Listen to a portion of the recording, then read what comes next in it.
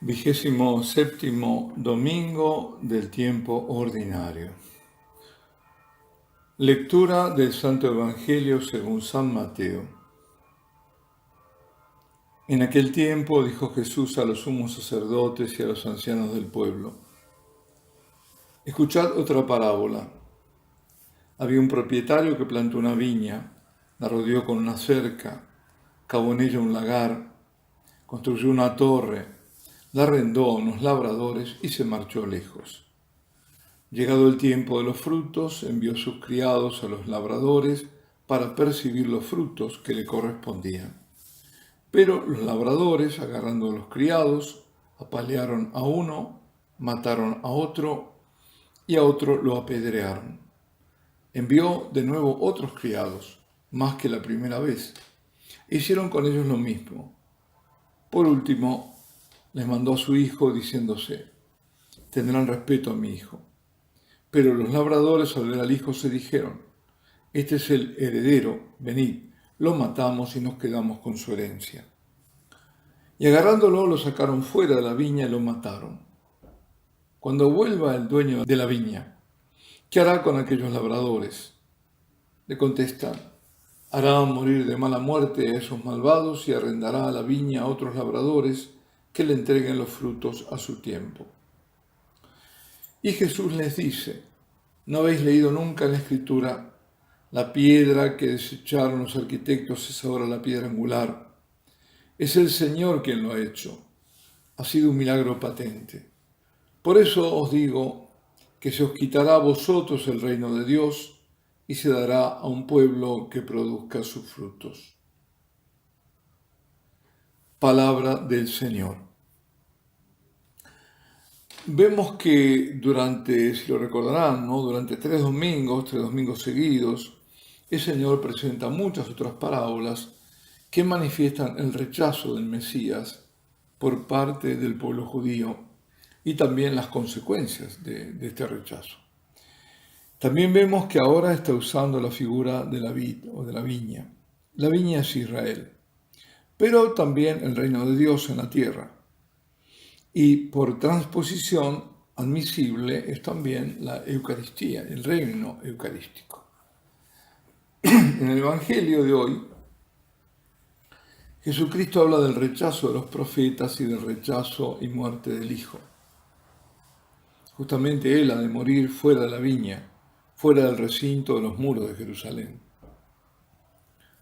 En nosotros, en cada misa, después de la consagración, al final de la plegaria eucarística, rezamos el Padre Nuestro y recitamos, generalmente repetimos palabras, y lo hacemos a veces durante el día, claro, si rezamos el rosario varias veces. ¿Y qué decimos? Decimos: venga tu reino. Lo pedimos, venga tu reino. El reino del que habla el Señor en este Evangelio que venía hablando. Pero hay que preguntarse: ¿y luego no lo rechazamos en los hechos? ¿No le impedimos en cada situación concreta venir a nosotros? ¿Por qué, y esta es otra pregunta, no hacemos lo que decimos con los labios? Es decir, hágase tu voluntad. Que se haga la voluntad de Dios en nuestra vida, no la nuestra. Cuando sea contraria a la voluntad de Dios, claro. ¿Y cuál es la voluntad del Padre? Bueno, en primer lugar que todos los hombres se salven. Y para eso manda al Hijo. Es decir, que se salven por Jesucristo, su Hijo, su único Hijo. Es decir, la salvación es dada cuando se acepta al Hijo de Dios como único Salvador. Porque no ha sido dado a los hombres ningún otro nombre bajo el cielo con el que puedan salvarse, dice San Pedro en aquel memorable anuncio en Pentecostés. Solo el nombre de Jesús, solo. Solo ante el nombre de Jesús toda rodilla se dobla, en los cielos, en la tierra y debajo de la tierra. Se inclina en adoración, se postra en adoración. Esta es la voluntad del Padre, que el Hijo sea reconocido como Salvador y como su Hijo, el único Hijo de Dios, y por tanto adorado, porque es Dios. Adorado como en el cielo, así en la tierra. En el Padre Nuestro también decimos, danos hoy nuestro pan de cada día. Pedimos pan, es decir, se pide trabajo. Pero ante todo pedimos pan espiritual, porque no solo de pan vive el hombre. No solo del pan material, sino sobre todo de la Eucaristía. Nosotros, la Iglesia, vivimos de la Eucaristía. El propósito de eso, el Papa Juan Pablo II, la última encíclica que hace es esa. Iglesia de Eucaristía. La Iglesia vive de la Eucaristía. Sin la Eucaristía la Iglesia no existe y uno muere espiritualmente. La Eucaristía es nuestro verdadero alimento, el alimento de la vida y de la vida eterna. Los mártires de Abilene dijeron que sin la Eucaristía no podemos vivir. Decía, sin el domingo, pero se referían a la Eucaristía. Y fueron a la muerte para tener el alimento de la vida eterna, porque la Eucaristía es Cristo. Cristo que venció a la muerte y conquistó la eternidad para nosotros. Hay que preguntarse, ¿qué pasa hoy? Y vemos y lo vemos y cada vez más, lamentablemente, que el Señor es rechazado en la Eucaristía. Y que el pan consagrado es Él, y Él en la Eucaristía es menospreciado, es ignorado, con comuniones sacrílegas e indignas celebraciones. Y en muchas partes no hay reverencia, no hay santo temor de Dios. ¿Cómo son nuestras comuniones? Nuestras celebraciones. ¿Cuál es nuestra actitud hacia la Eucaristía? ¿Somos conscientes de la presencia verdadera, real, única de Dios en Cristo en la Eucaristía? Y si lo somos, si somos realmente conscientes, ¿por qué no lo adoramos? Fijémonos que el espesor, la profundidad de la comunión se puede medir por el grado de adoración. Porque la comunión, ¿qué es? Es el encuentro personal con aquel que es mi creador, que es mi salvador. Entonces, si lo encuentro, sabiendo que Él es mi Dios, lo adoro. Si sé que Jesucristo, verdadero Dios y verdadero hombre, está totalmente presente, es el Santísimo Sacramento, le doy mi tiempo para venir a misa y adorarlo. Pero, ¿de verdad le doy a Dios mi tiempo? O si hay tiempo, si no tengo nada mejor que hacer, me acerco a Él o le rezo. Fíjate bien, no hay nada mejor que dar tiempo a Dios. El tiempo dado a Dios tiene un nuevo valor. Dios le da un nuevo valor porque lo bendice y luego ese tiempo da mucho fruto. El Señor nos pregunta, ¿qué frutos estamos dando? ¿Qué fruto das tú? ¿Qué fruto doy yo? ¿Son nuestros frutos apetecibles o son agraces?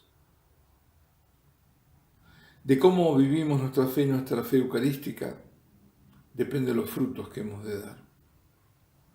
Os puedo asegurar, sin temor a equivocarme, con absoluta seguridad, que el mundo que desprecia a Dios, esta sociedad que se desentiende de Cristo, que no quiere reconocer ni siquiera algo tan evidente como sus raíces cristianas, ofendiendo hasta la misma verdad de la historia.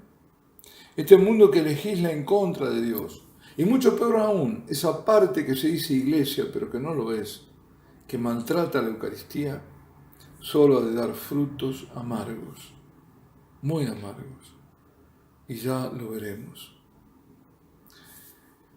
Cuando me detengo para adorar al Señor, ese es un momento privilegiado y especial, de encuentro, de alivio, de refrigerio, de intimidad, de plenitud y de crecimiento, donde me lleno de gracia, de paz, de alegría, y mi amor y mi fe crecen.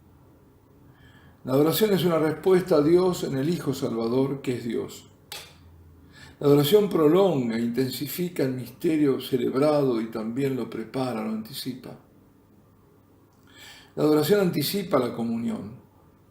La adoración es la gratitud hacia Dios, es el reconocimiento de su majestad, es el encuentro de Él, Creador, conmigo, su criatura, de Él, Salvador, y yo, el objeto de su misericordia. Cuando se trata de adoración perpetua, se trata ante todo de un regalo que Dios nos da. Porque la Eucaristía es el don que Él hizo de sí mismo, para que tengamos vida y vida en abundancia, vida eterna. Y la Eucaristía es el signo de su presencia entre nosotros, sacramental, presencia viva, permanente. Por eso la adoración perpetua, sin interrupción, es la respuesta a ese don infinito de la Eucaristía. Me lo han oído decir, estoy seguro, pero lo repetiré siempre. Es la respuesta que damos, y la damos por gracia de Dios, cuando lo adoramos sin detenernos, sin descanso. Cuando lo hacemos como en el cielo, así en la tierra.